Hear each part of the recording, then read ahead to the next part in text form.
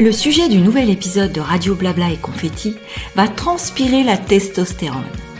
Enfin, c'est ce que je m'imaginais, mais en creusant un peu, j'ai découvert de l'émotion, de la sensibilité et une culture captivante. Vous connaissez le haka ? Mais oui, allez, même celles et ceux qui ne s'intéressent pas vraiment au rugby sont bloqués devant la danse effectuée par les All Blacks avant chaque match. Nous restons là fascinés et impressionnés par le presque état de transe dans lequel les joueurs néo-zélandais se mettent pour effectuer leur chorégraphie face à leurs adversaires. Car oui, en maori, haka signifie danse. Plus exactement, une danse chantée. Et oui, les femmes ont également leur haka. Vous ne le soupçonniez pas. Alors, prêtes et prêtes pour un voyage fabuleux vers le pays des Maoris ?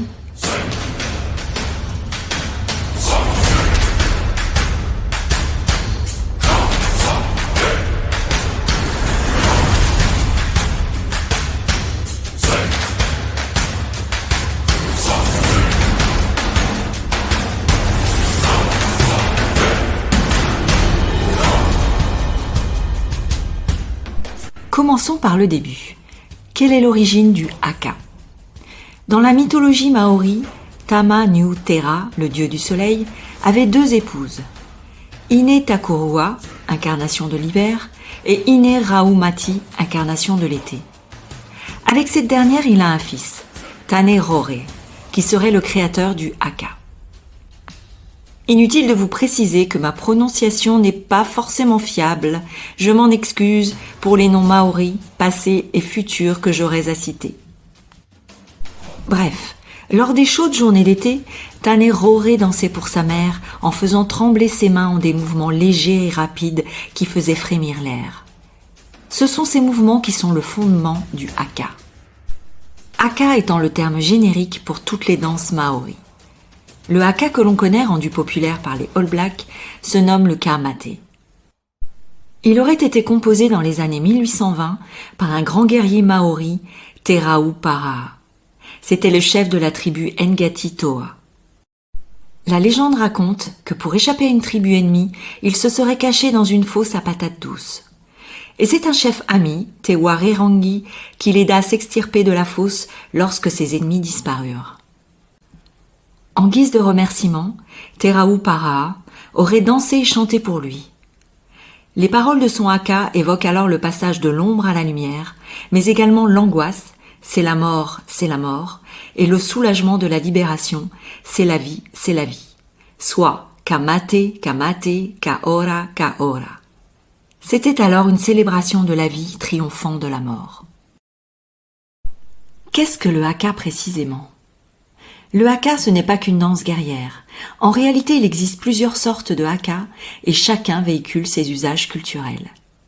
Autant de haka que de messages à transmettre.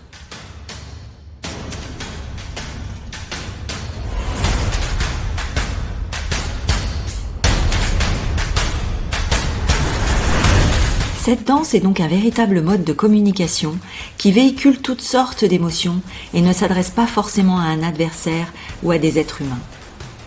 Le haka peut de ce fait célébrer un tas d'événements comme un mariage, il peut marquer du respect ou de la reconnaissance, être un symbole de la tribu, etc. Naturellement, les paroles et la gestuelle varient selon le contexte, et certains hakas sont plus violents que d'autres. Lorsqu'il est en mode guerrier, on peut dire qu'il est assimilé à une forme de préparation mentale avant l'affrontement. Généralement effectué en groupe, il permet à la tribu de faire une démonstration de son courage, de sa fierté, et il montre son unité. Concrètement, les yeux sont fixés dans ceux de l'adversaire. Le chant est puissant et accompagné de mouvements consistant en des coups de pied, des claques rythmiques sur le corps, avec les langues tirées. Mais attention, pas de place pour le désordre ou l'approximation. La précision et l'énergie de la chorégraphie revêtent une grande importance, car elles contribuent à renforcer la réputation du groupe et à intimider. Ainsi, chaque action possède un nom. Par exemple, le pukana définit les yeux exorbités, ou le weteri correspond à la langue tirée. On le sent, toute la force des ancêtres s'exprime à travers les danseurs. et ceux-ci deviennent l'incarnation de leur histoire. Douleurs, valeurs et joies réunies. On comprend alors que ne pas regarder ou couvrir les paroles d'un haka équivaut à un total manque de respect. Mais venons-en à la présence du haka dans le rugby. Le haka reste toujours sacré pour les Maoris, et particulièrement en Nouvelle-Zélande. Il est d'ailleurs pratiqué à l'armée ou dans les écoles. Mais le rugby l'a indéniablement rendu mondialement populaire. Petite précision en passant, d'autres nations autres que la Nouvelle-Zélande exécutent une danse avant le début de leur match. Mais les aficionados de ce sport doivent déjà le savoir. Pour les Samoa, c'est le Sivatau, pour les Fidji, le Sibi, et pour les Tonga, le Kailau. Mais revenons à nos kiwis. D'après la fédération néo-zélandaise, le haka serait pratiqué par ces rugbymen depuis 1888. C'était alors plutôt un divertissement folklorique maladroit qui rendait hommage à la culture néo-zélandaise. Mais en 1987, il a été propulsé sur le devant de la scène lors de la Coupe du monde de rugby qui se déroulait en Nouvelle-Zélande même. À cette occasion, les All Blacks ont présenté un haka coordonné où les joueurs ont fourni une chorégraphie parfaite. Depuis, le haka est devenu un rite célèbre d'avant-match, voire un spectacle. Et depuis, l'équipe de la Nouvelle-Zélande avait eu une aura particulière. D'autant qu'elle a remporté 3 fois la Coupe du Monde, en 1987, 2011 et 2015. Cela a rajouté à sa superbe. Avez-vous remarqué que les joueurs suivent toujours un leader en exécutant le haka? Et ce n'est pas forcément le capitaine. Celui-ci est choisi par le reste de l'équipe pour mener la danse et en général, il est d'origine maori. Liam Messam, qui a été leader de nombreuses fois, souligne qu'il faut être confiant et s'exprimer sans se soucier de ce que les autres peuvent penser. Très malicieux, il ajoute qu'il faut être laid et effrayant. Évidemment, le but est de faire abstraction de l'animosité de l'adversaire, de chauffer son équipe et de lui faire bouillir le sang, comme déclarait Scott Barrett, un ancien deuxième ligne. Cela dit, les Néo-Zélandais ne restent pas toujours de marbre et ont parfois la rancune tenace. Preuve en est qu'en 2005, le kamaté, le seul type de haka utilisé jusqu'alors par les All Blacks, était revisité. Face à l'Afrique du Sud, Tana Umaga, le leader, lançait le premier kapa au pango de l'histoire, version beaucoup plus agressive qui se conclut par un signe d'égorgement. Le kapa au pango aurait été spécialement créé en réponse au sifflet du public sud-africain lors d'un test match. Attitude totalement irrespectueuse.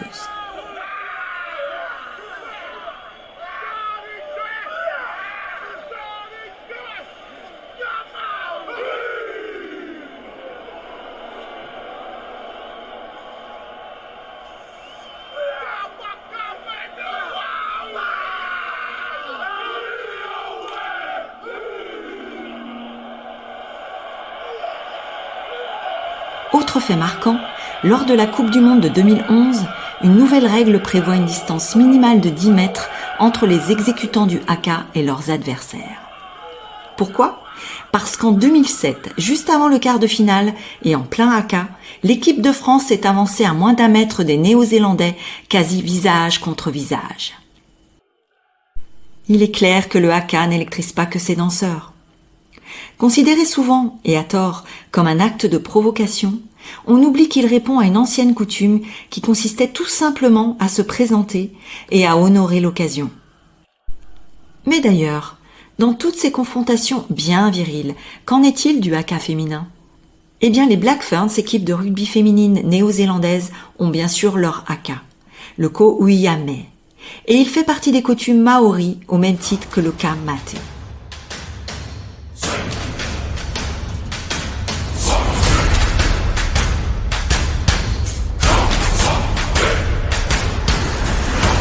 Il existe ainsi des hakas exécutés uniquement par des femmes, comme certains uniquement par des hommes et d'autres en version unisexe.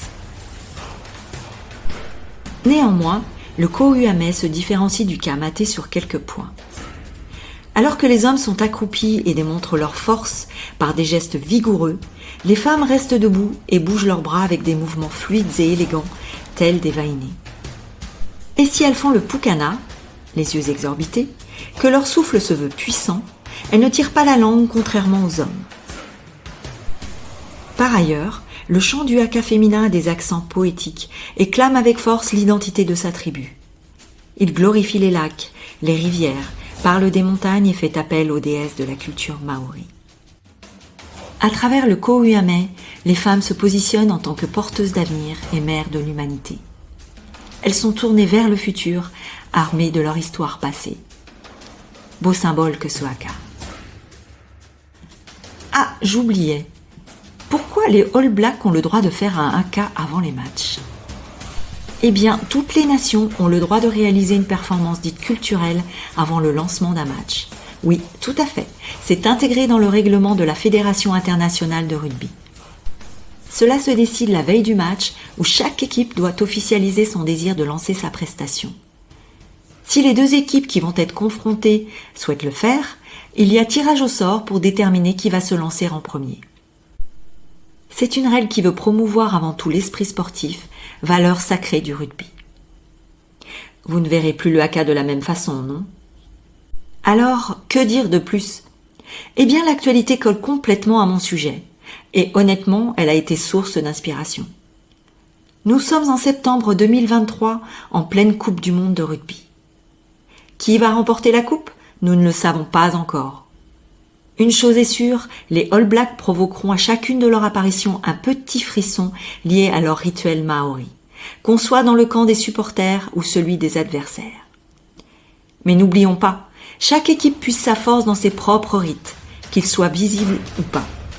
Alors que le meilleur gagne.